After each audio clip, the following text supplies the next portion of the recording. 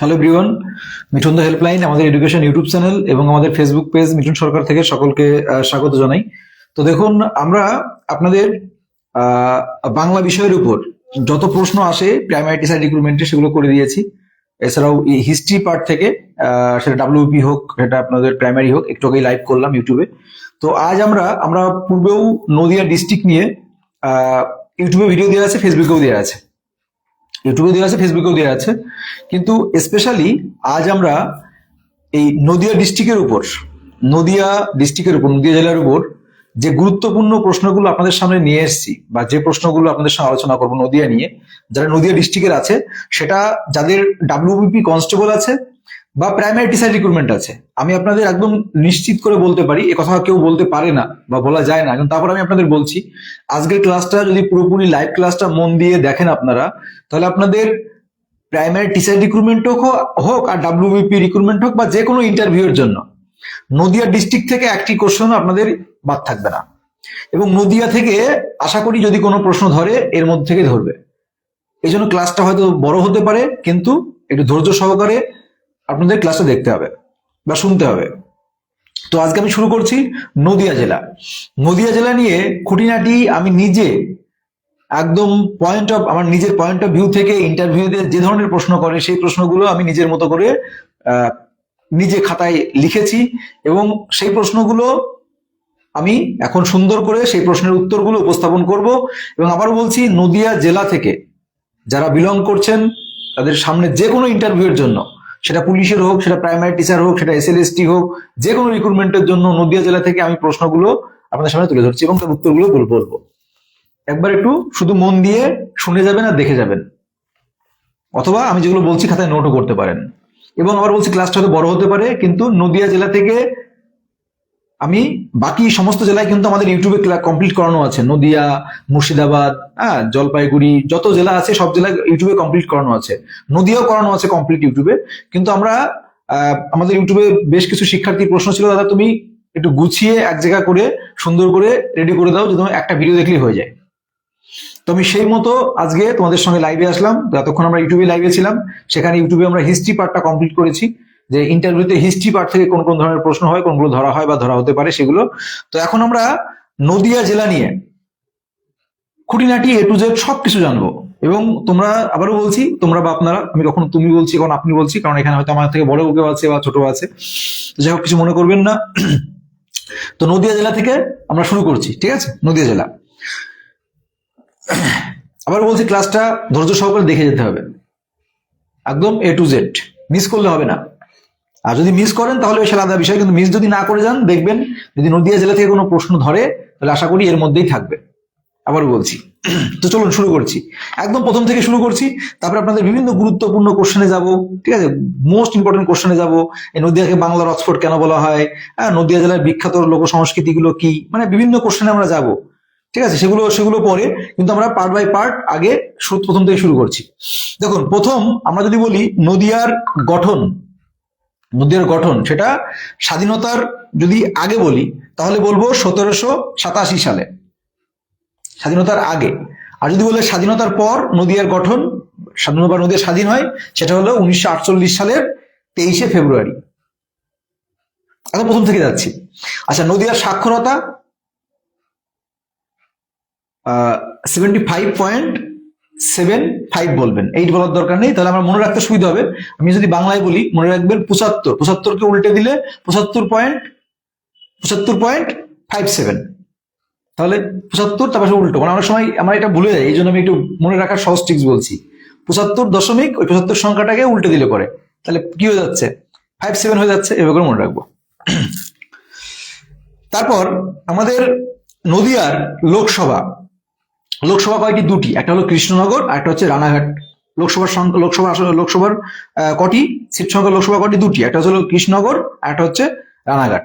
আচ্ছা, আমাদের নদিয়াটা কোন বিভাগের মধ্যে পড়ে? এটা প্রেসিডেন্সি বিভাগের মধ্যে পড়ে, এটা মনে রাখবেন। আচ্ছা, নদিয়ার আয়তন কত? নদিয়ার আয়তন হচ্ছে 3927 বর্গ কিমি, 3927। দেখুন, আমি আবার বলছি, আপনাদের দেখাচ্ছি, এটা আমি আপনাদের সুন্দর করে নিজের মতো করে এখানে লিখেছি, সেগুলো আপনাদের সামনে একদম মেন পয়েন্ট, সেগুলো আপনাদের সামনে তুলে ধরবো। আচ্ছা, তারপর নদিয়ার নামকরণ, নদিয়ার নামকরণ নিয়ে কিন্তু অনেক বিতর্ক রয়েছে এবং এক একজন কিন্তু এক রকম ভাবে অ্যান্সার দেয়, অ্যান্সার নেয়। তো আমি দেখুন আপনাদের সঙ্গে নদিয়ার নামকরণ যদি বলা হয়, নদিয়ার নামকরণ কি করে হলো বা কিভাবে হলো নদিয়া নামটা, তো আমরা কি বলতে পারি। তো দেখুন আমি কি লিখেছি, নদিয়া নামকরণ প্রসঙ্গে কান্তিচন্দ্র রায়ের একটি বিখ্যাত কিংবদন্তিতে উল্লেখ আছে, মানে বিখ্যাত গ্রন্থ কান্তিচন্দ্র রায়ের একটি বিখ্যাত কিংবদন্তি উল্লেখ থেকে জানা যায় যে ভাগীরথী তীরস্থ বা ভাগীরথী নদীর তীরে নবশিষ্ট চরভূমিতে এক তান্ত্রিক প্রতি সন্ধ্যায় 9টি দিয়া জ্বালিয়ে তন্ত্র সাধনা করতেন। দূর থেকে লোকজন দিয়ার চর বলতো, আর সেই থেকেই লোকমুখে নদিয়া নামের প্রচলন শুরু হয়। ঠিক আছে, বোঝা গেল। আমি আরেকবার বলছি যে নদিয়ার নামকরণ প্রসঙ্গে কান্তিচন্দ্র রায়ের একটি কিংবদন্তি থেকে উল্লেখ জানা যায় যে ভাগীরথী নদীর তীরে নবশিষ্ট চরভূমিতে এক তান্ত্রিক প্রতি সন্ধ্যায় 9টি দিয়া জ্বালিয়ে তন্ত্র সাধনা করতেন। দূর থেকে লোকজন সেটাকে দিয়ার চর বলতো, সেখান থেকেই লোকমুখে নদিয়া নামের প্রচলন শুরু হয়। এটা। এবারে চলে আসি নদ নদীর মধ্যে মনে রাখবেন আমাদের নদিয়ার যদি প্রধান নদী বলি সেটা কিন্তু ভাগীরথী, প্রধান নদী নদিয়ার। আর এই ভাগীরথীটা কার শাখা নদী সেটা মনে রাখবেন, ভাগীরথীটা হলো গঙ্গার প্রধান শাখা নদী হচ্ছে ভাগীরথী। এইবার চলে আসি যে যারা কৃষ্ণনগর, আমাদের নদিয়ার জেলা সদর কি কৃষ্ণনগর। আচ্ছা, কৃষ্ণনগরের প্রধান নদী কোনটা? কৃষ্ণনগরের প্রধান নদী সেটা হচ্ছিল জলঙ্গি, তাই তো। কৃষ্ণনগরের প্রধান নদী হচ্ছে জলঙ্গি। এছাড়াও যদি বলে যে নদিয়ার কয়েকটি নদীর নাম, তা হচ্ছে আমরা বলবো জলঙ্গি, ভৈরব, চূর্ণী, ইছামতি, এগুলো আমরা বলতে পারি। আচ্ছা, এবারে যদি সীমান্তের কথা বলি, সীমানার কথা বলি, তাহলে নদিয়ার উত্তর দিকে রয়েছে মুর্শিদাবাদ। মনে রাখবেন নদিয়ার উত্তর দিকে রয়েছে মুর্শিদাবাদ। নদিয়ার দক্ষিণ দিকে রয়েছে উত্তর চব্বিশ পরগনা। নদিয়ার পূর্বে রয়েছে বাংলাদেশ।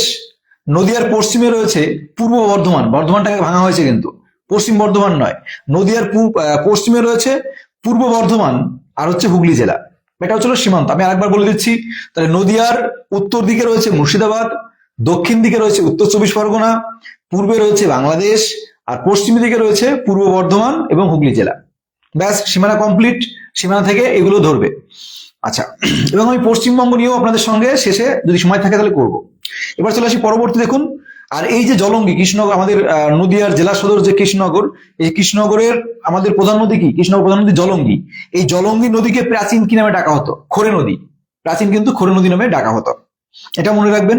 আর নদিয়ার প্রধান ফসল যদি বলি কি, সেগুলো কি? ধান, গম, পাট ইত্যাদি এগুলো। আচ্ছা, এবার চলে আসি নদিয়ার, আমরা কিন্তু শেষে সবচেয়ে যত শেষে যাবো তত বেশি গুরুত্বপূর্ণ কোশ্চেনের দিকে যাব। আবার বলছি, এই ক্লাসটা যদি আপনারা মানে পুরোটা কমপ্লিট করতে পারেন, তাহলে নদিয়া ডিস্ট্রিক্ট নিয়ে আপনাদের কোনো কোশ্চেনে আর কোনো বাধা থাকবে না আশা করছি। নদিয়া নিয়ে ইন্টারভিউতে যে ধরনের কোশ্চেন ধরে। আচ্ছা, এবার নদিয়ার বিশিষ্ট ব্যক্তি, তো যদি বলেন নদিয়ার কয়েকজন বিশিষ্ট ব্যক্তির নাম বলবো, আমরা বলবো কীর্তিবাস ওঝা, তাদের সম্পর্কে জানবো পরে। কীর্তিবাস ওঝা, শ্রী চৈতন্যদেব মহাপ্রভু, তারপর দীনবন্ধু মিত্র, দ্বিজেন্দ্রলাল রায়, ঝুলন গোস্বামী, ক্রিকেটার, তাই না? দ্বিজেন্দ্রলাল রায় আমাদের, যারা আমরা ডিএল রায় নামে সুপরিচিত। আচ্ছা, এছাড়াও রয়েছে দীনবন্ধু মিত্র বা বিশিষ্ট ব্যক্তিদের নাম বললাম। এবার যদি বলে উল্লেখযোগ্য কয়েকটি স্থানের নাম, আমরা এর সম্পর্কে জানতে হবে, বলবো শেষে। উল্লেখযোগ্য স্থান, তো যদি বলি উল্লেখযোগ্য স্থান কি কি দেখুন। আর আচ্ছা, শেষে অন্য বিষয় আছে, পরে বলছি। উল্লেখযোগ্য স্থান সেটা কি? সেটা হলো নবদ্বীপ, শান্তিপুর, বেথুয়াডরি, কৃষ্ণনগর রাজবাড়ি, বল্লাল সেনের ডিবি, আর হল পলাশীর প্রান্তর। এগুলো সম্পর্কেও জানবো শেষে। আচ্ছা, এবার চলে আসি পরবর্তী বিষয়, মানে উল্লেখযোগ্য কয়েকটি স্থানের নাম যদি বলে তাহলে আমরা সেগুলো বলতে পারি। হ্যাঁ, এবার চলে আসি যে আমাদের নদিয়া জেলায় কয়েকটি পঞ্চায়েত আছে। পঞ্চায়েতের সংখ্যা কয়টি? নদিয়া জেলায় পঞ্চায়েতের সংখ্যা হলো 187টি পঞ্চায়েত, তাই না? আমাদের নদিয়া জেলায় মোট 187টি, হ্যাঁ 187টি পঞ্চায়েত রয়েছে। আমাদের নদিয়ায় মহকুমা কয়টি? নদিয়া মহকুমা 4টি মহকুমা, কৃষ্ণনগর মহকুমা, কল্যাণী মহকুমা, রানাঘাট মহকুমা, তেহট্ট মহকুমা। চারটি। আবারও বলছি, কৃষ্ণনগর, কল্যাণী, রানাঘাট আর হচ্ছে তেহট্ট। এবার চলে আসি পরবর্তী। দেখুন, এই যে আমরা একটু আগে বলছিলাম যে আমাদের উল্লেখযোগ্য স্থান নবদ্বীপ, তাহলে আমি নবদ্বীপ সম্পর্কে একটু জানি। তাহলে নবদ্বীপ কি, নবদ্বীপ জায়গাটা কেন আমরা বলবো উল্লেখযোগ্য স্থান বা ঐতিহ্যশালী স্থান কেন বলবো? কারণ নবদ্বীপটা হচ্ছে বৈষ্ণব ধর্মীয় কেন্দ্র, বৈষ্ণব ধর্মীয় কেন্দ্র। এছাড়াও একে এই নবদ্বীপকে প্রাচ্যের অক্সফোর্ড বলা হয়। আচ্ছা, যদি প্রশ্ন করে যে আপনাদের ইন্টারভিউতে যে প্রাচ্যের অক্সফোর্ড কেন বলা হয়, প্রথম কথা প্রশ্ন এরকম হবে যে নবদ্বীপ, প্রাচ্যের অক্সফোর্ড কাকে বলা হয়? নবদ্বীপকে। বা নবদ্বীপকে কি বলা হয়, কি নামে পরিচিত? প্রাচ্যের অক্সফোর্ড নামে পরিচিত। এবার প্রশ্ন হচ্ছে প্রাচ্যের অক্সফোর্ড কেন বলা হয়, এটাও জেনে যেতে হবে। তখন আমরা বলবো যে কারণ এটি অত্যন্ত গুরুত্বপূর্ণ। কারণ বিদ্যা চর্চা ও সংস্কৃত চর্চার কেন্দ্র ছিল। এটা এক সময় পূর্বে বিদ্যা চর্চা এবং সংস্কৃত চর্চার কেন্দ্র ছিল। আবার বলছি, বিদ্যা চর্চা এবং সংস্কৃত চর্চার কেন্দ্র ছিল। এই জন্য নবদ্বীপকে প্রাচ্যের ডান্ডি বলা হয়, প্রাচ্যের অক্সফোর্ড বলা হয়। প্রাচ্যের অক্সফোর্ড, বোঝা গেল? প্রাচ্যের অক্সফোর্ড বলা হয় কেন? কারণ এখানে বিদ্যা চর্চা এবং সংস্কৃত চর্চার কেন্দ্র ছিল। সহজে বলবো, আমরা ইন্টারভিউতে মেন পয়েন্টগুলো বলবো। আচ্ছা, এবারে মায়াপুর যদি বলি কি জন্য বিখ্যাত? কারণ পৃথিবী বিখ্যাত ইসকন মন্দির রয়েছে এই জন্য। আচ্ছা, এবার পলাশী প্রান্তর সম্পর্কে জানবো। পলাশী প্রান্তর, সেখানে কি হয়েছিল পলাশীর প্রান্তরে? পলাশী যেটা যুদ্ধক্ষেত্র, 1757 সালে 23শে জুন, তাই না? আমাদের বাংলার নবাব সিরাজউদ্দৌলা আর হচ্ছে রবার্ট ক্লাইভের মধ্যে যুদ্ধ হয়েছিল, যার মাধ্যমেই কিন্তু ব্রিটিশরা এখানে ভিত্তি স্থাপন করেছিল পুরোপুরি ভাবে। আচ্ছা আচ্ছা, তারপরে এটা গেল। এবার চলে আসি বেথুয়াডরি। বেথুয়াডরি কি জন্য? বেথুয়াডরি হচ্ছে প্রাকৃতিক সৌন্দর্য, চিতল হরিণ, বেঙ্গল ফক্স আর সজারু।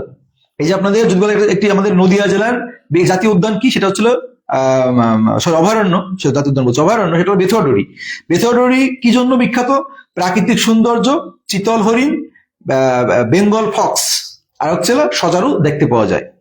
আচ্ছা, এবার চলে আসি পরবর্তী, কৃত্তিবাস ওঝা। নদিয়া জেলার কৃত্তিবাস ওঝা সম্পর্কে আমরা জানবো। কৃত্তিবাস ওঝা কি জন্য? তিনি রামায়ণ, বাংলায় রামায়ণ রচনা করেছিলেন, তাই না? আর দ্বিজেন্দ্রলাল রায় সম্পর্কে যদি বলি আমাদের নদিয়ার, তিনি বলবো যে তার লেখা বিখ্যাত নাটক হলো মেবার পতন, নূরজাহান, শাহজাহান, এগুলো জানতে হবে।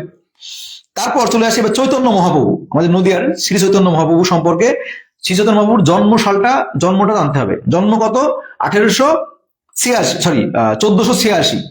1486, বাংলা 1486-তে, 1486 বঙ্গাব্দ, তাই তো? আচ্ছা, তাহলে 1486 মনে রাখবো, 1486 বঙ্গাব্দ। এবারে তিনি ছিলেন কে? চৈতন্য মহাপ্রভু তিনি একজন ধর্ম সমাজ সংস্কারক ছিলেন। চৈতন্য মহাপ্রভু ছিলেন একজন ধর্ম সমাজ সংস্কারক। চৈতন্য মহাপ্রভু ছিলেন কি? তিনি একজন ধর্ম ও সমাজ সংস্কারক, মনে রাখবেন। আচ্ছা, তিনি বৈষ্ণব ধর্মের প্রবর্তক ছিলেন, ধর্ম সমাজ সংস্কারক ছিলেন, বৈষ্ণব ধর্মের প্রবর্তক ছিলেন। আর এটাও মনে রাখতে হবে চৈতন্য মহাপ্রভুর পিতার নাম কি ছিল? চৈতন্য মহাপ্রভুর পিতার নাম ছিল জগন্নাথ মিশ্র। চৈতন্য মহাপ্রভুর পিতার নাম ছিল জগন্নাথ মিশ্র আর মাতার নাম ছিল শচী দেবী, তাই তো? পিতার নাম ছিল জগন্নাথ মিশ্র, মাতার নাম ছিল শচী দেবী। আচ্ছা, আমরা আবার বলছি নদিয়া জেলা পুরোপুরি কমপ্লিট। একটা কোশ্চেনও আশা করছি এর বাইরে আসবে না। এবার চলে আসি ইতিহাস। ইতিহাসের পার্ট থেকে, যারা ইতিহাসের স্টুডেন্ট এই নদিয়ার থেকে, তাদের ধরবে। ধরুন আপনার ধরে বসলো যে নদিয়া জেলার দুজন স্বাধীনতা সংগ্রামীর নাম বলুন, তখন আমরা বলতে পারি নীল বিদ্রোহের দুজন নেতার নাম বলুন, এরকম ভাবে আসতে পারে। বা দুজন স্বাধীনতা সংগ্রামী বলতে পারি, তাহলে আমরা বলতে পারি বিষ্ণুচরণ বিশ্বাস, স্বাধীনতা সংগ্রামী না, আমরা এখানে হ্যাঁ বলতে পারি, ঐতিহাসিকের নাম বলতে পারি, বা দুইজন বিদ্রোহীর নাম বলতে পারি। হ্যাঁ, কি? একজন হচ্ছে বিষ্ণুচরণ বিশ্বাস আর একজন দিগম্বর বিশ্বাস, নীল বিদ্রোহের সঙ্গে যুক্ত ছিলেন। নীল বিদ্রোহ প্রধান নেতা বিষ্ণুচরণ বিশ্বাস আর দিগম্বর বিশ্বাস। কত সালে হয়েছিল নীল বিদ্রোহটা? 1859 সালে, এটা মনে রাখতে হবে। 1859 সালে নীল বিদ্রোহ হয়েছিল। প্রধান নেতা কে ছিল? বিষ্ণুচরণ বিশ্বাস, দিগম্বর বিশ্বাস। এটা মার্চ মাসে হয়েছিল এই বিদ্রোহটা, তাই না? নেতৃত্ব দিয়েছিল। আর তাদের বাড়ি ছিল কোথায়? এই বিষ্ণুচরণ বিশ্বাস, দিগম্বর বিশ্বাসের বাড়ি ছিল কোথায়? কৃষ্ণনগরের চৌগাছাতে, কৃষ্ণনগরের চৌগাছাতে। এবার যদি প্রশ্ন করে যে নদিয়া জেলার কয়েকজন স্বাধীনতা সংগ্রামীর নাম বলুন, নদিয়া জেলার কয়েকজন স্বাধীনতা সংগ্রামীর নাম বলুন, আমরা বলবো কি কি? আমাদের বসন্ত কুমার বিশ্বাসের নাম বলবো, তারপরে আমরা বলবো তারক দাসের নাম বলবো, তাই না? বসন্ত কুমার বিশ্বাস, তারক দাসের নাম বলতে পারি। আবার বলছি, বসন্ত কুমার বিশ্বাস বা তারক দাস বন্দ্যোপাধ্যায়ের নামও বলতে পারি। এই তারক দাস বন্দ্যোপাধ্যায় কিন্তু নদিয়ার জনক হিসেবে পরিচিত, নদিয়ার জনক হিসেবে পরিচিত কিন্তু এই তারক দাস বন্দ্যোপাধ্যায়, মনে রাখবেন। আচ্ছা, এরপরে হরিপদ চট্টোপাধ্যায়ের নাম বলতে পারি। তাহলে যদি বলে নদিয়ার কয়েকজন স্বাধীনতা সংগ্রামীর নাম, তাহলে কি বলবো? বসন্ত কুমার বিশ্বাস, তারক দাস, তারকদাস বন্দ্যোপাধ্যায় এবং হরিপদ চট্টোপাধ্যায়, এটা কিন্তু স্বাধীনতা সংগ্রামী ছিল নদীয়া জেলার। আচ্ছা, এবার চলে আসি পরবর্তী। এবারে কৃষ্ণনগর। কৃষ্ণনগর যদি শিল্পের দিক থেকে যদি বলি, তাহলে কৃষ্ণনগরের ঘূর্ণি মৃৎশিল্পের জন্য বিখ্যাত, জগৎ বিখ্যাত, আমরা জানি পৃথিবী বিখ্যাত, তাই না? কৃষ্ণনগরের মৃৎশিল্পী কৃষি জগৎ বিখ্যাত। আচ্ছা, মৃৎশিল্পের জন্য বিখ্যাত কৃষ্ণনগরের ঘূর্ণির মাটির পুতুল, এটা সকলেই জানেন, মনে রাখবেন। আচ্ছা, কি জন্য বিখ্যাত, পৃথিবী বিখ্যাত? কারণ এখানে এই যে কৃষ্ণনগরে যে ঘূর্ণি মাটির পুতুল তৈরি করা হয়, এই ক্লে মডেল দিয়ে তৈরি হয়। কোন মডেল? Clay model. একটু ডিপলি এগুলো ধরবে না, তাও বলে দিলাম। আচ্ছা, শান্তিপুরে তাঁত শিল্পের জন্য বিখ্যাত, টাঙ্গাইল সুতির শাড়িগুলো পাওয়া যায়। আচ্ছা, এবার চলে আসি বিখ্যাত সাহিত্যিক যারা বাংলায় আছেন তাদের জন্য মোস্ট ইম্পর্টেন্ট। আচ্ছা, সাহিত্যিক এর যদি নাম বলি আমাদের নদিয়া জেলার, তা হচ্ছে আশাপূর্ণা দেবী। বিখ্যাত সাহিত্যিক আশাপূর্ণা দেবী, তার জন্ম কিন্তু কৃষ্ণনগরে। আশাপূর্ণা দেবী, তার জন্ম কৃষ্ণনগরে। তার প্রথম বই যেটা প্রথম প্রতিশ্রুতি, তার প্রথম লেখা যেটা প্রথম প্রতিশ্রুতি, বই থেকেই তিনি কিন্তু জ্ঞানপীঠ পুরস্কার পেয়েছিলেন। প্রথম জ্ঞানপীঠ পুরস্কার পেয়েছিলেন আশাপূর্ণা দেবী বাঙালি হিসাবে, তাই না? 1964-তে, এটা মনে রাখবেন। তার কৃষ্ণনগরে বাড়ি ছিল প্রথম প্রতিশ্রুতি লেখার জন্য। এছাড়াও আশাপূর্ণা দেবীর লেখা আরো কিছু বই, যেমন আমরা বলতে পারি প্রথম প্রতিশ্রুতি, বকুল কথা, সুবর্ণলতা, এগুলো বলতে হবে, মোস্ট ইম্পর্টেন্ট। আচ্ছা, এবার চলে আসি বিখ্যাত আমরা আরেকজনের নাম দ্বিজেন্দ্রলাল রায়। তো দ্বিজেন্দ্রলাল রায় সম্পর্কে জানতে হলে আমাদের কি বলতে হবে? তাদের বিখ্যাত গ্রন্থ, তার লেখা গ্রন্থ। আর একটু একবার নাটক বললাম, এবার পতন, শাহজাহান, নূরজাহান। এবার যদি বলে তার একটা গ্রন্থের নাম, তাহলে কাব্যগ্রন্থ বলি, তাহলে হাসির গান আর হচ্ছে আষাঢ়ে। এবার চলে আসি কৃষ্ণনগরের রাজবাড়ি। কৃষ্ণনগর রাজবাড়িটা গুরুত্বপূর্ণ, নদিয়ার কৃষ্ণনগর রাজবাড়ি।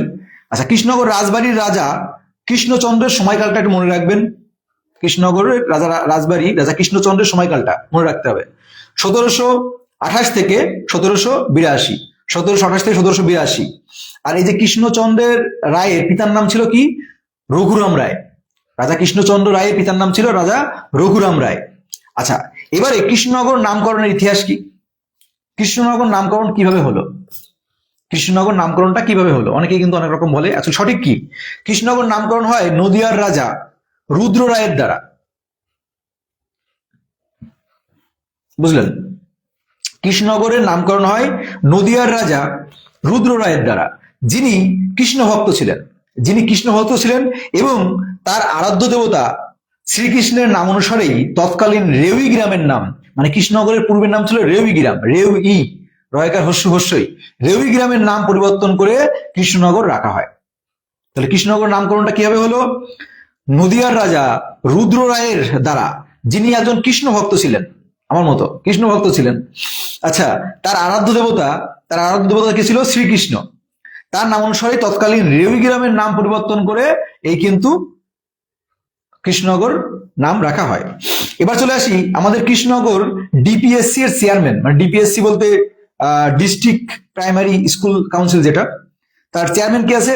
শ্রী দেবাশিস বিশ্বাস, এটা মনে রাখবেন। নদিয়া জেলায় কয়টি ব্লক আছে? এটা মনে রাখবেন, 18টি ব্লক আছে। নদিয়া জেলায় কয়টি গ্রাম পঞ্চায়েত আছে? ব্লক আছে 18টি, গ্রাম পঞ্চায়েত আছে 187টি, আর গ্রাম আছে 1352টি। আচ্ছা, এবার মনে রাখবেন বাংলার শেষ হিন্দু রাজা লক্ষণ সেনের রাজধানী ছিল কিন্তু নদিয়া। বাংলার শেষ হিন্দু রাজা লক্ষণ সেনের রাজধানীও কিন্তু নদিয়া ছিল, এটা মনে রাখবেন। আচ্ছা, এবার চলে আসি পরবর্তী প্রশ্ন। বল্লাল সেনের ডিবিটা একটু জানবেন। বল্লাল সেনের ডিবি কোথায় অবস্থিত? নদিয়া জেলার নবদ্বীপে, হ্যাঁ, বামনপুকুর গ্রামে অবস্থিত বল্লাল সেনের ডিবি। আপনারা বল্লাল সেন তো পড়েছেন, সেন বংশটা পড়েছেন না? সেন বংশটা দেখে যাবেন। তাহলে সেন বংশের প্রতিষ্ঠাতাকে আমরা জানি, সেন বংশের ভিত্তি স্থাপন করা হলো সামন্ত সেন।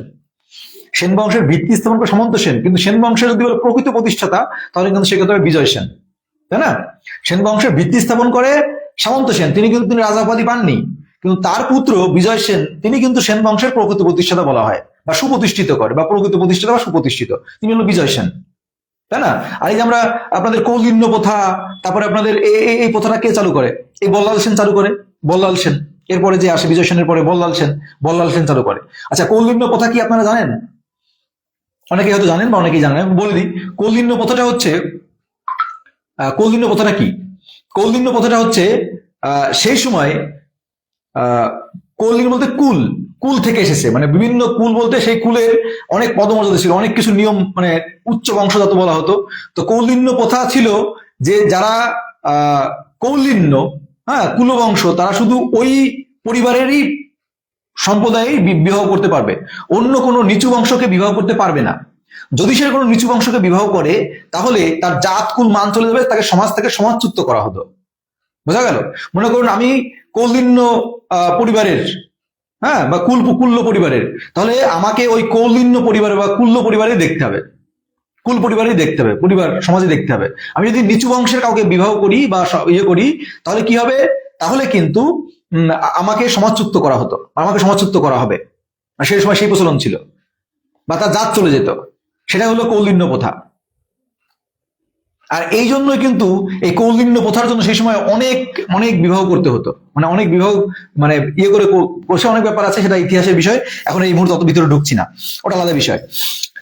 আচ্ছা, ওগুলো আমরা ইউটিউবে যখন আলোচনা করি তখন এগুলো চলে। আচ্ছা, এবার চলে আসি পরবর্তী কি বিষয় ছিলাম? আচ্ছা, কৌলিন্য প্রথায় সেন বংশে ছিলাম। তারপরে বল্লাল সেন আসলো। বল্লাল সেন যে দানসাগর অদ্ভুত সাগর প্রতিষ্ঠা, দানসাগর অদ্ভুত সাগর গ্রন্থ রচনা করে কিন্তু এই বল্লাল সেন, মনে রাখবে। ওই যে বলছিলাম, এখানেও তো লেখা আছে যে কৌলিন্য প্রথা হলো একজন কুলীন ব্যক্তি, কুলীন বলতে কুলীন ব্যক্তি বা কুল ব্যক্তি, অন্য কোন কুলীন পরিবারেই তাকে বিয়ে করতে হবে, বা কোনো নিচু বংশ বা অন্য বংশকে সে বিয়ে করতে পারবে না, করলে পরে তার জাত চলে যাবে বা তার সেটা হলো কৌলিন্য প্রথা। ঠিক আছে, মানে কুল নষ্ট হয়ে যেত আর কি।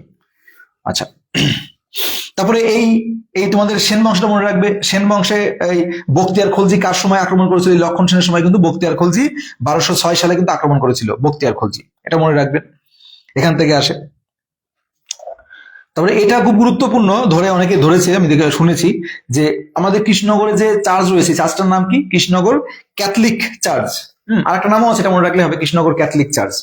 আচ্ছা, দেখুন আপনাদের খুব দ্রুতই আমি কয়েকটা কোশ্চেন বললাম, এবং আরো কিছু কোশ্চেন রয়েছে মোস্ট ইম্পর্টেন্ট, সেগুলো আমি আলোচনা করবো, তাহলে নদীয়া জেলাটা শেষ হবে। এবার নদীয়া জেলার শেষ হওয়ার মধ্যে আমি বলে দিচ্ছি, আমরা তো বলেছি নদীয়া জেলার উত্তরে রয়েছে মুর্শিদাবাদ, দক্ষিণে রয়েছে উত্তর চব্বিশ পরগনা, পূর্বে রয়েছে পূর্ব বর্ধমান, হুগলি, আর আন্তর্জাতিক সীমান্ত বাংলাদেশ রয়েছে, তাই না? আর পশ্চিম দিকে রয়েছে ইয়ে বর্ধমান, সরি, পশ্চিমে রয়েছে পূর্ব বর্ধমান, হুগলি, এটা গেল। নদী বলেছি, নদ নদী বলেছি। আচ্ছা, নদিয়াকে বাংলার অক্সফোর্ড বলা হয় কেন? নদিয়াকে যদি প্রশ্ন আসে, নদিয়াকে বাংলার অক্সফোর্ড বলা হয় কেন, তখন আমরা কি বলবো? প্রাচীনকাল থেকে নবোদ্যাপ ছিল কি বিদ্যা চর্চা, সংস্কৃত চর্চার প্রাণ কেন্দ্র, তাই তো? টোল চতুষ্পটি হতো, পণ্ডিতদের উপস্থিতির কারণে একে অক্সফোর্ড বিশ্ববিদ্যালয়ের সাথে তুলনা করা হতো, অক্সফোর্ড বিশ্ববিদ্যালয়ের সাথে তুলনা করা হতো। তাই সেই তুলনা করে অক্সফোর্ড বিশ্ববিদ্যালয়ের সাথে তুলনা করার জন্য বাংলার অক্সফোর্ড বলা হতো। হ্যাঁ, নদিয়াকে বাংলার অক্সফোর্ড, নদী মানে নবদ্বীপকে, যেটা আমরা একটু আগে আলোচনা করলাম। আর যদি আপনাকে প্রশ্ন করে নদিয়া জেলার বিখ্যাত লোক সংস্কৃতি কি, নদিয়া জেলার বিখ্যাত লোক সংস্কৃতি কি, তাহলে কি বলবে? নদিয়া জেলার বিখ্যাত লোক সংস্কৃতি, তখন কি বলবে? বাউল গান, কীর্তন। কীর্তন বলতে শ্রী চৈতন্য প্রবর্তিত যে কীর্তন, তাই না? ভজ গৌরাঙ্গ, সরি, ওই তো এইরকমই, বলো শ্রীকৃষ্ণ চৈতন্য, ওইটা মহাপ্রভু, ওইটা ওইটা আর কি, হা কৃষ্ণ করুণার সিন্ধু, এই ব্যাপারটা, কৃষ্ণ কৃষ্ণ হরে হরে। আচ্ছা, এবার কোথায় ছিলাম? নদীয়া জেলার বিখ্যাত লোক সংস্কৃতি কি কি, তাই তো? সেটা ছিল, একটা হচ্ছে বাউল গান, একটা হচ্ছে কীর্তন। বাউল গান, কীর্তন, মাটির পুতুল, এগুলো ছিল লোক সংস্কৃতি। আচ্ছা, লোক সংস্কৃতি বললাম। এবারে নদীয়া জেলার দুটি প্রধান উৎসবের নাম বলো। যদি বলে নদীয়া জেলার দুটি প্রধান উৎসবের নাম বলি, তাহলে কি বলবো? নবদ্বীপের রাস উৎসব, এগুলো মনে রাখতে হবে কিন্তু। তাহলে যদি বলেন নদীয়া জেলার প্রধান দুটি উৎসবের নাম বলুন, তাহলে কি বলবো? নবদ্বীপের রাস উৎসব, শান্তিপুরের রাস উৎসব, এছাড়া জগদ্ধাত্রী পূজা, এগুলো প্রচুর উৎসব রয়েছে। আচ্ছা, এবারে চলে আসি, যদি বলেন নদীয়া জেলার কয়েকটি দর্শনীয় স্থানের নাম বলুন, দর্শনীয় স্থান, তাহলে কি বলবো? মায়াপুরের ইস্কন মন্দির, বিশ্বের অন্যতম বড় ধর্মীয় কেন্দ্র মায়াপুরের ইস্কন মন্দির। তারপরে ধর্মীয় স্থান, হ্যাঁ, দর্শনীয় স্থান। তারপরে নবদ্বীপ, শ্রী চৈতন্য প্রভুর জন্মস্থান, পলাশীর প্রান্তর, ঐতিহাসিক যুদ্ধক্ষেত্র, শান্তিপুর ফুলিয়া তাঁত শিল্পের জন্য বিখ্যাত, বেথডুরি অভয়ারণ্য ডিয়ার পার্কের জন্য বিখ্যাত। আচ্ছা, পলাশী যুদ্ধের গুরুত্ব কি, এখান থেকেও প্রশ্ন আসে, কারণ 1757 সালে 23শে জুন আমাদের নদিয়া জেলায় কিন্তু, পলাশী নদিয়া জেলার মধ্যে, নদিয়া জেলায় সিরাজউদ্দৌলা আর ইংরেজ ব্রিটিশ ইস্ট ইন্ডিয়া কোম্পানির মধ্যে যুদ্ধ হয়েছিল। সেই যুদ্ধের মাধ্যমে কিন্তু ব্রিটিশ শাসনের ভিত্তি স্থাপিত হয়েছিল, পাকাপাকি হয়েছিল তোমাদের বক্সারের যুদ্ধের পর 1764 যেটা হয়েছিল। আচ্ছা, তারপরে যদি বলে নদীয়া জেলার কয়েকজন বিখ্যাত মানুষের নাম বলো, যদি বলে বিখ্যাত মানুষের নাম, তাহলে কি বলবো? শ্রী চৈতন্য মহাপ্রভু, হ্যাঁ, ভক্তি আন্দোলনের জন্য ইয়ে ছিল। দ্বিজেন্দ্রলাল রায় বিখ্যাত নাট্যকর, তাই না, কৃষ্ণনগরে জন্ম। কৃত্তিবাস ওঝা রামায়ণের রচয়িতা, বা জন্ম কিন্তু ফুলিয়াতে। হ্যাঁ, এই যে কৃত্তিবাস ওঝা জন্ম কিন্তু ফুলিয়াতে, রামায়ণের বাংলা রামায়ণটাকে বাংলা রচনা করেছিল। যতীন্দ্রনাথ মুখোপাধ্যায় বাঘাযতীন নামে পরিচিত একজন স্বাধীনতা সংগ্রামী। যতীন্দ্রনাথ, যার জন্ম কিন্তু নদিয়াতে, যতীন্দ্রনাথ মুখোপাধ্যায়, তাই না? এগুলো মনে রাখতে হবে কিন্তু, মোস্ট ইম্পর্টেন্ট, একটা কোশ্চেন স্কিপ করতে পারবেন না। আচ্ছা, লর্ড কার্জন, তার নামে কিন্তু কৃষ্ণনগরে একটি কলেজ বা লাইব্রেরি আছে। এই লর্ড কার্জনের নামেই কিন্তু কৃষ্ণনগরে একটা কলেজ বা লাইব্রেরি আছে, লর্ড কার্জনের, এর মনে রাখবেন। আচ্ছা, এবারে পরবর্তী কোশ্চেন, নদিয়া জেলার সদর শহর কোনটি? আমরা সকলেই জানি কৃষ্ণনগর, যেটা ঘুন্ডির মাটির পুতুলের জন্য জগৎ বিখ্যাত বা পৃথিবী বিখ্যাত। নদিয়া জেলার প্রধান শিল্প কি? নদিয়া জেলার প্রধান শিল্প বা এই জেলার প্রধান শিল্প কি? হস্তচালিত তাঁত শিল্প, যেমন শান্তিপুর, ফুলিয়া। মৃৎশিল্পের জন্য মাটির পুতুলের জন্য মৃৎশিল্প মাটির পুতুলের জন্য বিখ্যাত। কৃষিভিত্তিক আরো অনেক কিছু রয়েছে, প্রধান শিল্প যেগুলো বললাম। আচ্ছা, কৃত্তিবাস ওঝা কেন বিখ্যাত? আমরা একটু আগেই বললাম কৃত্তিবাস ওঝা কেন বিখ্যাত। তিনি বাংলা সাহিত্যের আদিকবি ছিলেন, তাকে আদিকবি এবং মহাকবি। হ্যাঁ, যিনি সংস্কৃত রামায়ণকে বাংলায় অনুবাদ করেছিলেন, তাই না? এই জন্য তার বাড়ি ছিল নদিয়ার ফুলিয়াতে। আচ্ছা, নদিয়ার ঘূর্ণি কেন বিখ্যাত? আমরা একটু আগে আলোচনা করলাম নদিয়ার ঘূর্ণি কেন বিখ্যাত। কারণ কৃষ্ণনগরের ঘূর্ণি মৃৎশিল্পের জন্য, মাটির পুতুলের জন্য বিশ্ববিখ্যাত। এখানকার শিল্পীদের তৈরি মাটির পুতুল মানে জীবন্ত, যা দেশ বিদেশে পর্যটকদের আকর্ষণ করে তোলে, এই জন্যই। আচ্ছা, এবারে সরভাজা সরপুরিয়া কোন জায়গার বিখ্যাত মিষ্টি? এর মনে রাখবেন, কৃষ্ণনগরের মিষ্টি। এটি নদিয়া জেলার অন্যতম, কারণ জিআই ট্যাগ পাওয়ার জন্য ঐতিহ্যবাহী মিষ্টি। এটা কিন্তু জিআই ট্যাগ পেয়েছে, এই তোমাদের সরপুরিয়া সরভাজা, ঠিক আছে? জিআই ট্যাগ, সরভাজা ও সরপুরিয়া জিআই ট্যাগ পেয়েছে, এই জন্য কিন্তু বিখ্যাত। যদি বলে যে নদিয়া জেলার একটি বিখ্যাত মিষ্টির নাম বলুন যা জিআই ট্যাগ পেয়েছে, তাহলে সেটা কি? কৃষ্ণনগরের সরপুরিয়া আর হলো সরভাজা, জিআই ট্যাগ পেয়েছে। আচ্ছা, এবারে নদিয়া জেলার উপর দিয়ে কোন কাল্পনিক রেখা গেছে? নদিয়া জেলার উপর দিয়ে কোন কাল্পনিক রেখা গিয়েছে? নদিয়া জেলার উপর দিয়ে কোন কাল্পনিক রেখা গেছে? কর্কট ক্রান্তি রেখা গেছে, যেটা টপিক অফ ক্যান্সার বলা হয়, টপিক অফ ক্যান্সার, তাই না? এটা কৃষ্ণনগর এবং ধুবুলিয়ার উপর দিয়ে গেছে, কৃষ্ণনগর আর ধুবুলিয়া। আচ্ছা, এবারে বেথরডি অভয়ারণ্য কেন বিখ্যাত? কারণ এটি একটি সংরক্ষিত বনাঞ্চল, তাই না? যদি বলে বেথরডি অভয়ারণ্য কেন বিখ্যাত? কারণ এটি একটি সংরক্ষিত অভয়ারঞ্চল। কি তাহলে কি বললাম, কেন বিখ্যাত? তাহলে এটা সংরক্ষিত অভয়ারণ্য। এখানে মূলত চিত্রা হরিণ, শিয়াল, বিভিন্ন প্রজাতির পাখি, সরীসৃপ দেখা যায়। হ্যাঁ, গুরুত্বপূর্ণ। এটা হলো ইকো ট্যুরিজম মনে রাখবেন। চূর্ণী নদী কোন নদীর শাখা? নদীয়ায় চূর্ণী নদী কোন নদীর শাখা? তাহলে চূর্ণী নদী হচ্ছে মূলত মাথাভাঙ্গা নদীর একটি গুরুত্বপূর্ণ শাখা, যা পরে কিন্তু ভাগীরথী নদীতে মিশেছে। মনে থাকবে, চূর্ণী নদী কোন নদীর শাখা? চূর্ণী নদী হচ্ছে মাথাভাঙ্গা নদীর একটি শাখা, যা পরে ভাগীরথীতে মিশেছে। আবার বলছি, চূর্ণী নদী হচ্ছে মাথাভাঙ্গা নদীর একটি শাখা, যা পরে ভাগীরথীতে মিশেছে। পরবর্তী প্রশ্ন, বাঘাযতীন কে ছিলেন? তার সাথে নদিয়ার কি সম্পর্ক কি? বাঘাযতীন কে ছিলেন, তার সঙ্গে নদিয়ার সম্পর্ক কি? আমরা একটু আগে আলোচনা করেছি। যতীন্দ্রনাথ মুখোপাধ্যায়কে কিন্তু বাঘাযতীন বলা হয়। তিনি ছিলেন একজন প্রখ্যাত স্বাধীনতা সংগ্রামী বা বিখ্যাত স্বাধীনতা সংগ্রামী। তিনি বাঘাযতীন নামে পরিচিত কারণ তিনি খালি হাতে একটি বাঘ মেরেছিলেন।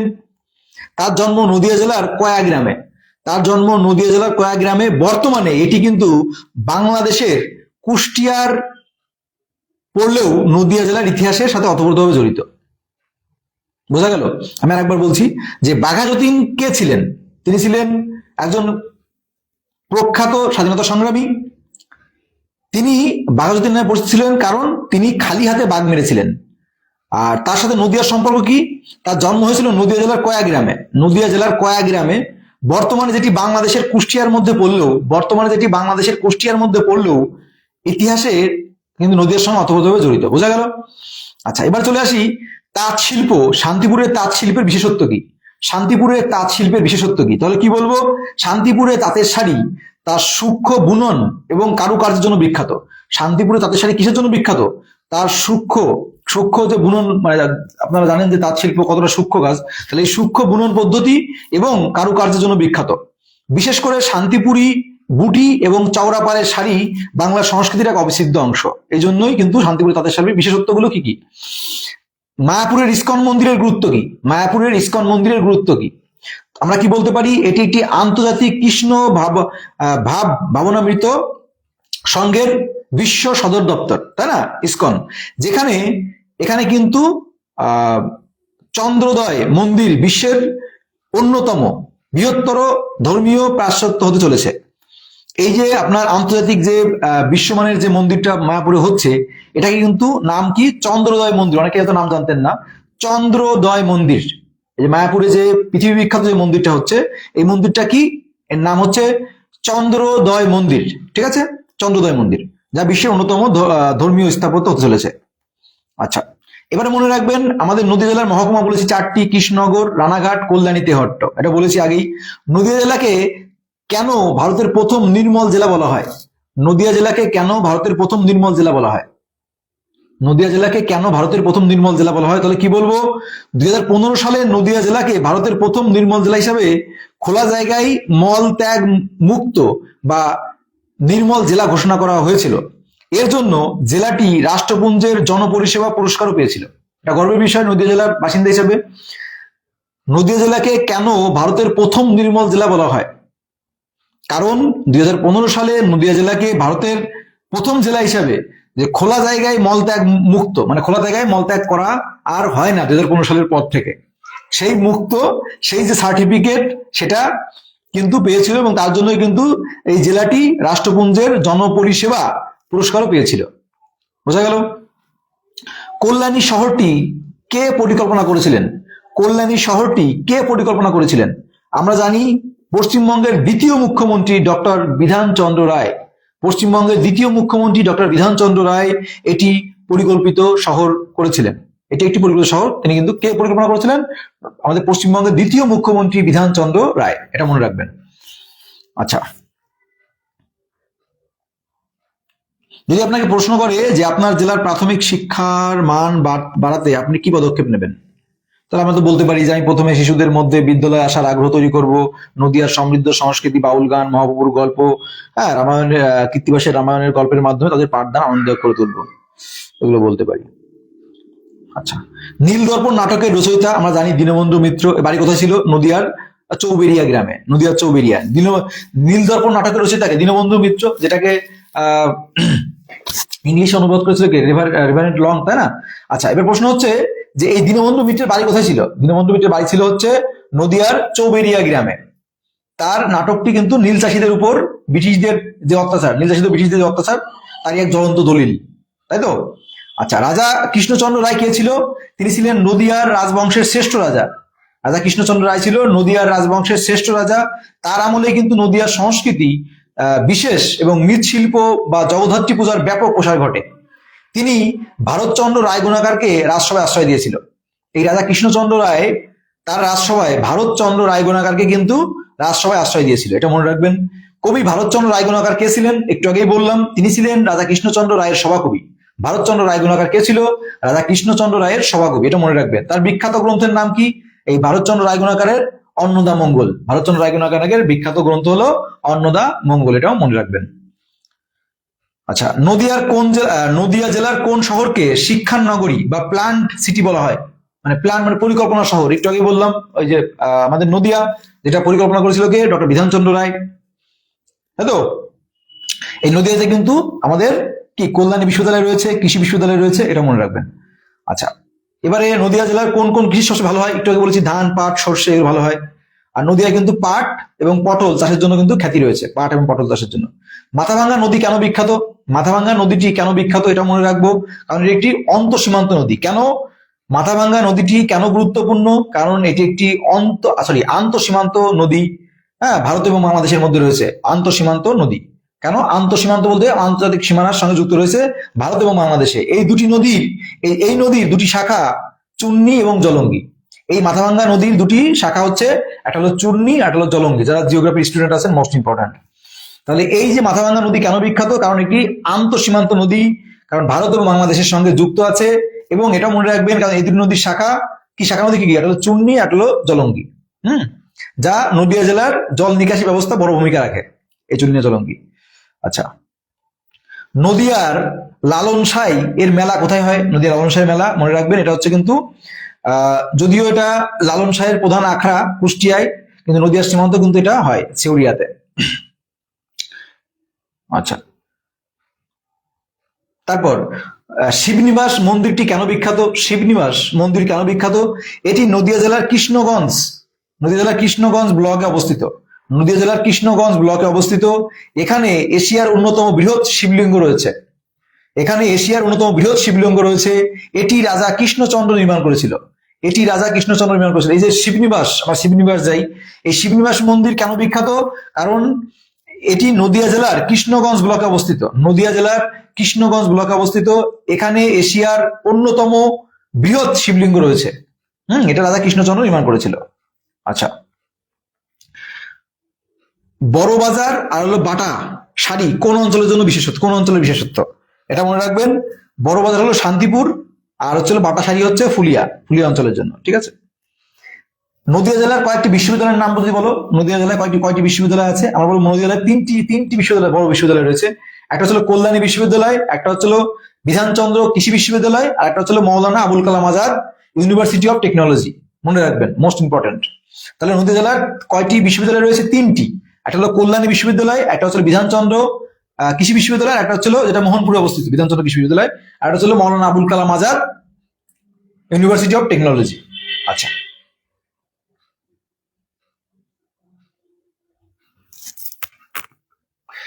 আচ্ছা, আপনাকে যদি প্রশ্ন করে নদিয়া জেলার সব থেকে বড় সমস্যা কি বলে আপনি মনে করেন, তাহলে আমরা কি বলতে পারি? নদিয়া একটি কৃষি প্রধান জেলা হলেও অনেক সময় বর্ষাকালে ভাগীরথী এবং জলঙ্গির পার্শ্ববর্তী এলাকায় বন্যা এবং নদীর ভাঙন একটি বড় সমস্যা।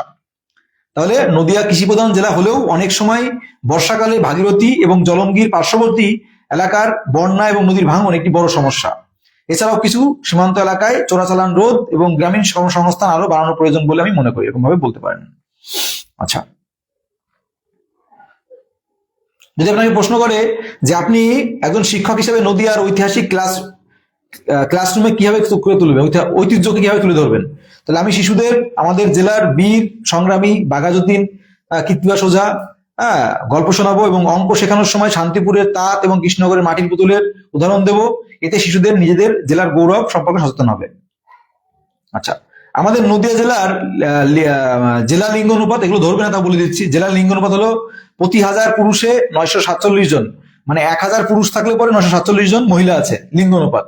সাক্ষরতা হার বললাম 75.58, আমরা 5-7 মনে রাখার জন্য 5-7 বলেছি। 2011 সালের আদমশুমারি অনুযায়ী কিন্তু এটা। আমাদের নদিয়া জেলার সবচেয়ে ছোট মহকুমা কোনটি?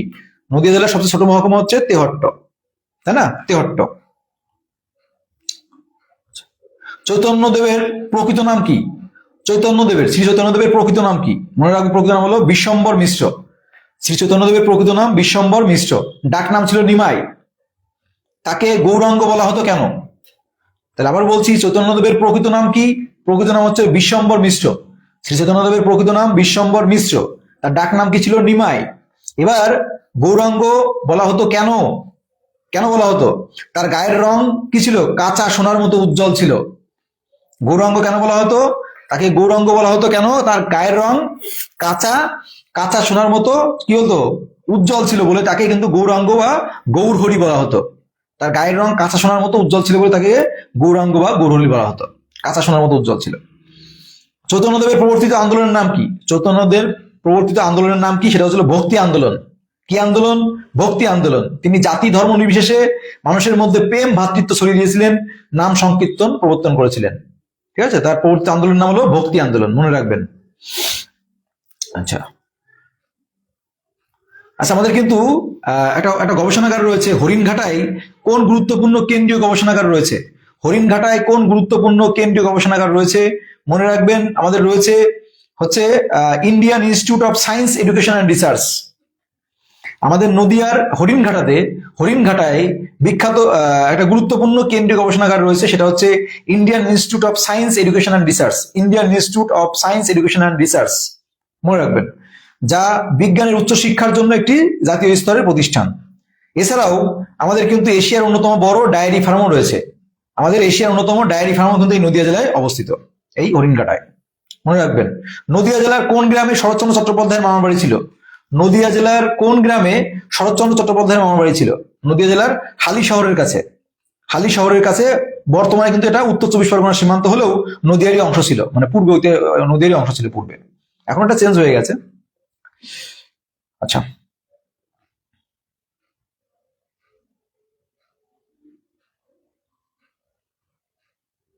দেখো নদিয়া জেলা নিয়ে মোটামুটি যে ধরনের প্রশ্ন আসে তা কিন্তু মোটামুটি কমপ্লিট আছে। নদিয়া জেলার আর্সেনিক সমস্যা সম্পর্কে আপনার ধারণা কি?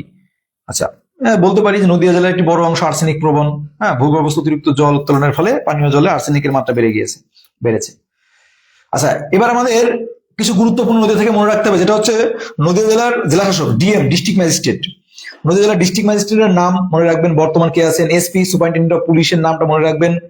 ঠিক আছে, নদিয়া জেলার বর্তমান এমএলএ কে আছে, বর্তমান সরি মানে আমাদের এমএলএ কে আছেন, এমপি কে আছেন, যার যার জেলা যার যার ইসের অধীনে মনে রাখবে, এগুলো মনে রাখতে হবে।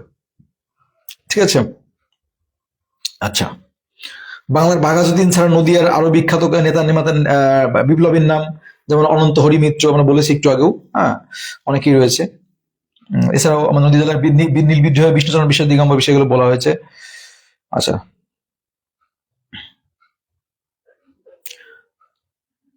আচ্ছা, ভালো একটা কোশ্চেন। নদিয়ার হ্যান্ডলুম শাড়ি কেন জিআই ট্যাগ পেয়েছে?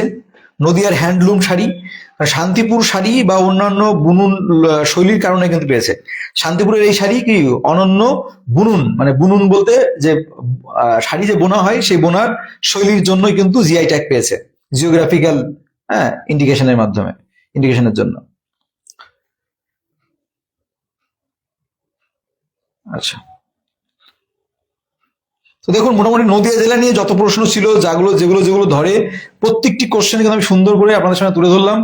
আশা করি নদিয়া জেলা থেকে আপনাদের আর কোনো প্রশ্ন, এখান থেকে আর কোনো কোশ্চেন ধরবে না, এর বাইরে কিছু নেই। নদিয়া জেলা থেকে যা কিছু ছিল।